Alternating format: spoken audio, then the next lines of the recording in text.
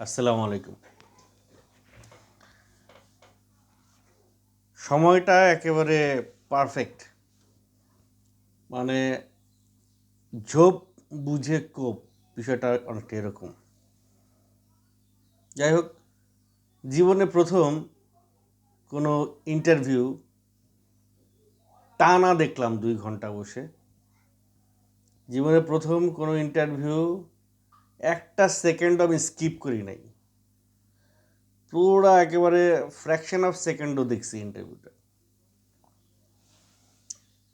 50 বছর পরে মেজর ডালিমকে এইভাবে দর্শকের সামনে, জনগণের সামনে যে ইলিয়াস হোসেন নিয়ে আসলো, আগে তাকে একটু ধন্যবাদ দিয়ে নেই। ধন্যবাদ ইলিয়াস হোসেন আপনাকে। যদিও আমি হলে আরও কিছু প্রশ্ন করতাম, কিন্তু দেখলাম যে ইলিয়াস হোসেন অনেক সমীহ করে কিছু প্রশ্ন করা থেকে বিরত ছিলেন, যাতে মেজর ডালিম উত্তেজিত না হয়ে যায়। এটা উনি ঠিকই করছে। ডালিম সাহেব নিজে থেকে যা যা বলছেন ওইটুকুন আগে জানা দরকার। আগে যদি তাকে বিরূপ প্রশ্ন করে উত্তেজিত করে দেওয়া হয়, তাহলে ব্যাপারটা অন্যদিকে চলে যেত। হয়তো ইন্টারভিউটাতে উনি ঠিকমতো বসতেনই না 2 ঘন্টা। আমরা যে 2 ঘন্টার ইন্টারভিউ আমরা দেখছি, এই 2 ঘন্টা হয়তো আমরা দেখতেই পাইতাম না। পুরা ইন্টারভিউ শেষে এই মেজর ডালিমের ইন্টারভিউ নিয়ে আজকে কথা বলবো। কতক্ষণ কথা বলবো জানি না। কন্টেন্ট বড় হইতে পারে, কন্টেন্ট ছোটও হইতে পারে। যদি বড় হয়ে যায়, ধৈর্য ধরে আমি জানি আপনারা পুরোটা দেখবেন, কারণ সাবজেক্টটা যখন মেজর ডালিম। শেখ মুজিবুর রহমান 1971-এর আগে, মুক্তিযুদ্ধ সংগঠনের আগে একটা শেখ মুজিব ছিল। 1901 মুক্তিযুদ্ধ সংগঠন এবং ক্ষমতা পাওয়ার পর আরেক শেখ মুজিব হয়ে গেছে। জিয়াউর রহমান ক্ষমতার আগে একরকম ছিল, ক্ষমতা পাওয়ার পরে একরকম হয়ে গেছে। প্রেসিডেন্ট এরশাদ ক্ষমতা পাওয়ার আগে একরকম ছিল, ক্ষমতা পাওয়ার পরে আর একরকম হয়ে গেছে। শেখ হাসিনা ক্ষমতা পাওয়ার আগে একরকম ছিল, ক্ষমতা পাওয়ার পরে আর একরকম হয়ে গেছে। এইটা বেগম খালেদা জিয়া ক্ষমতা পাওয়ার আগে একরকম ছিল, ক্ষমতা পাওয়ার পরে আর একরকম হয়ে গেছে। এই প্রত্যেকটা কান্ট্রিতে, প্রত্যেকটা দেশে ক্ষমতা পাওয়ার এমন একটা জিনিস, যেটার জন্য নিজের বাবা মাকেও হত্যা করে, নিজের সন্তানকেও হত্যা করে, জনগণ তো দূর কি বাত। আচ্ছা, প্রসঙ্গ যখন মেজর ডালিমের ইন্টারভিউ, শুধু মেজর ডালিমকে নিয়েই থাকি। উনি ক্রস ফেয়ার বললেন এটাকে, সম্মুখ যুদ্ধ বললেন এটাকে, শেখ মুজিবের যে নিহত হয়েছে। আমি ওনার বইটা এখনো পড়ি নাই, বইটা পড়লে হয়তো আরও ডিটেল বলতে পারতাম। তবে উনি যে ইতিহাস বললেন, যে ইতিহাস আমরা শুনলাম ওনার কাছ থেকে, সেটা কম বেশি আগেও শুনছি, কিন্তু শক্তপোক্তভাবে বিশ্বাস করতে পারি নাই। 3 লাখকে শেখ মুজিব 30 লাখ বানাইছে, এটা বহুবার শুনছি, বহু জায়গা থেকে শুনছি, কিন্তু বিশ্বাস হয় নাই কখনো। আজকে কেন জানি বিশ্বাস নিয়ে শুনছি। হ্যাঁ, সত্যি ঘটনা। শেখ মুজিব তার পরিবারকে বেশি প্রাধান্য দিত। সে একনায়কতন্ত্র গঠন করতে চাইছে। সে বাকশাল গঠন করছে, ইন্ডিয়া রক্ষী বাহিনী গঠন করছে। ইন্ডিয়া বাংলাদেশের বুদ্ধিজীবীদেরকে হত্যা করেছে 14ই ডিসেম্বর। ইন্ডিয়া বাংলাদেশ থেকে 16,000 কোটি টাকা বাংলাদেশ থেকে নিয়ে গেছে। তখন বাংলাদেশের এক সেনা অফিসার সেটা বাধা দেওয়াতে সেই সেনা অফিসারকে আটক করা হয়েছে। আবার সেনাবাহিনীদের চাপে তাকে আবার ছাড়তেও হয়েছে। এরকম অনেকগুলো সত্য ঘটনা, সত্য ইতিহাস আজকে মেজর ডালিমের কাছ থেকে জাতি, এই জেনারেশন জানতে পারলো। অ্যাটলিস্ট আমরা প্রতিটা গভর্নমেন্টের আমলে দেখবে যে পাঠ্য বইয়ে রাজনৈতিক অনেক পরিবর্তন হয়, বক্তব্যের পরিবর্তন হয়, আমাদেরকে শেখানো হয়, গেলানো হয়। একটা স্কুলের বাচ্চাকে যখন স্কুলে অ্যাডমিশন দিতে নিয়ে যাবে, তখন সেই স্কুলের বাচ্চার অ্যাডমিশনের প্রশ্ন থাকে জাতির পিতার নাম কি। এই যে একটা পাঠ্য বইয়ে একটা ঢুকাই দেওয়া হয়েছে, প্রশ্ন ঢোকা হয়েছে পরীক্ষায়, এটা শুধুমাত্র স্কুল না, বাচ্চাদের প্লে গ্রুপ থেকে শুরু করে একেবারে গ্র্যাজুয়েশন পর্যন্ত প্রত্যেকটা সেগমেন্টে এই জাতির পিতা শেখ মুজিবুর এটাকে এমনভাবে আমাদের ব্রেইনের মধ্যে ঢুকাই দেওয়া হয়েছে যে জাতির পিতা নিয়ে কিন্তু কোনো কথা বলা যাবে না ভাই। ছাড় দেওয়া হবে না, ছেড়ে দেওয়া হবে, জাতির পিতা নিয়ে কোনো কথা চলবে না, এমনভাবে শেখানো হয়েছে। আজকে জানলাম, এতদিন যা জেনেছি তা জেনেছি, আজকে জানলাম যে বঙ্গবন্ধু কখনো চাই নাই বাংলাদেশ স্বাধীন হোক। বঙ্গবন্ধুর কোনো ইচ্ছাই ছিল না এই বিষয়ে বাংলাদেশ স্বাধীন হোক। বাংলাদেশ স্বাধীন হয়ে গেছে, সে যখন বাংলাদেশে আসবে তখন সে জানতোই না যে বাংলাদেশ স্বাধীন হয়েছে। সে বিবিসির বাংলা প্রধানকে জিজ্ঞেস করে যে সত্যি করে কত মিয়া বাংলাদেশ স্বাধীন হয়েছে নাকি, নাকি বক্তব্য দিয়ে উল্টা পাল্টা বিপদে পড়ে যাবো। মানে হি নেভার বিলিভড যে বাংলাদেশ স্বাধীন হইতে পারে। শেখ মুজিব কি অত্যাচার করছে, শেখ মুজিব কতটুকু করছে, ফ্যাসিবাদী করছে, তার চেয়ে 1000 গুণ বেশি ফ্যাসিবাদী হয়েছে শেখ হাসিনা, 1000 গুণ বেশি হিংস্র হয়েছে শেখ হাসিনা। আমার কথা না, মেজর ডালিম বলতেছে তার অভিজ্ঞতা থেকে। শেখ মুজিবের সঙ্গে পারিবারিক সম্পর্ক, 1-to-1 সম্পর্ক, যখন খুশি তখন সে শেখ মুজিবের বাসায় যাইতে পারে, চাচা বলে ডাকে, মুজিব সাহেব তারে তুই তোকারি করতেন। শেখ মুজিব যে ব্রেইন, যে মেধা নিয়ে 1970 এবং মুক্তিযুদ্ধ পূর্ববর্তীকালীন পর্যন্ত অ্যাক্টিভ ছিল, সেই মেধা, সেই ব্রেইন ডিঅ্যাক্টিভ হয়ে সেখানে নাকি গোবর ঢুকছে এবং গণভবনের ওয়ালে নাকি চিকা লেখা হইতো যে মুজিবের মাথায় গোবর আছে। এবং সেটা শেখ মুজিব জিজ্ঞেস করে, যে জানতে চায় আমার মাথায় গোবর আছে, এটা ওরা কেমনে জানলো। What a circus.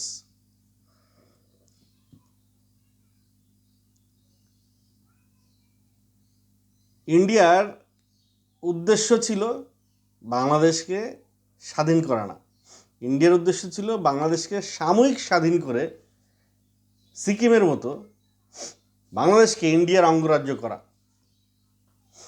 আমি বলবো একটা দেশের পররাষ্ট্র নীতি হিসেবে এটা ঠিক আছে, ইন্ডিয়া এটা চাইবেই, তাহলে ইন্ডিয়া বাংলাদেশকে হেল্প করে, তাদের স্বার্থ কি? জহির রায়হানকে কেন মারা হইল? জহির রায়হান ওই সময়ে মুক্তিযুদ্ধের সত্য ঘটনা নিয়ে, মুক্তিযুদ্ধের ইনস অ্যান্ড আউটস এভরিথিং নিয়ে সে একটা ডকুমেন্টারি বানাচ্ছিল। সেই কাজটি পরে শেষ হয়েছে কিনা জানি না, কিন্তু তাকেও মিরপুরে ডেকে নিয়ে মেরে ফেলা হয়েছে। যদিও ডালিম সাহেব এটা শিওর দিয়ে বলে নাই, কারণ এটা প্রমাণিত হয়নি। প্রমাণ করবে কে? বা এত বছর পরে এটা প্রমাণ করার কোনো উপায় আছে কি? বুঝে নিতে হবে। ওই যে যুক্তি তর্ক বিষয় আশয় দিয়ে সব কিছু বুঝে নিতে হবে। পাকিস্তান কেন চাইবে বাংলাদেশের বুদ্ধিজীবীদেরকে? হ্যাঁ, পাকিস্তান চাইবে যে ঠিক আছে, তোরা আমার ছেড়ে চলে যাচ্ছিস, তোদেরকে পঙ্গু করে দিয়ে জায়গা, এটা একটা পয়েন্ট। কিন্তু ওই পয়েন্টের চাইতে আরও স্ট্রং পয়েন্ট হচ্ছে যে ইন্ডিয়া চাইছে বাংলাদেশকে তাদের করে নিয়ে নিতার জন্যে। তো তাদের করে নিয়ে নিতে হলে কিছু লোক তো ভাই দাঁড়ায় পড়বে, বুক টান করে দাঁড়াবে যে এই ভুল। এই যারা বুক টান করে, যারা চেতনা জাগ্রত করে ভয়েস রেজ করবে, তাদেরকে যদি শেষ করে দেওয়া হয় তাহলে ইন্ডিয়ার যে মোটিভ, সেই মোটিভটা সাকসেস করতে পারবে। আরও একটা ইনফরমেশন পাইলাম, মানে আমি শুধু জিস্টগুলো বলতেছি 2 ঘন্টার। এই রক্ষী বাহিনী কেন করা হয়েছিল? ওই সময়ে মিলিটারিরা, ইন্ডিয়ার যে মিলিটারি, ইন্ডিয়ার সেনাবাহিনী, ইন্ডিয়ার যারা বাংলাদেশে এসেছিল যুদ্ধ করতে, তাদেরকে বাংলাদেশ থেকে সরাই নিতে হবে। আদারওয়াইজ বাংলাদেশ যে একটা স্বাধীন দেশ, এটা ওয়ার্ল্ড স্বীকৃতি দিবে না। তো সেই জায়গা থেকে ওরা ওই মিলিটারি তো সরাইলো, কিন্তু গইরা দেওয়া গেল রক্ষী বাহিনী, যে মিলিটারির ইন্ডিয়ার লোকজন রক্ষী বাহিনীতে ঢুকে তারপর তারা তাদের কাজগুলো চালাবে। যে 7 দফা 8 দফা যেন চুক্তি সই করে আমাদের ওই সময়ের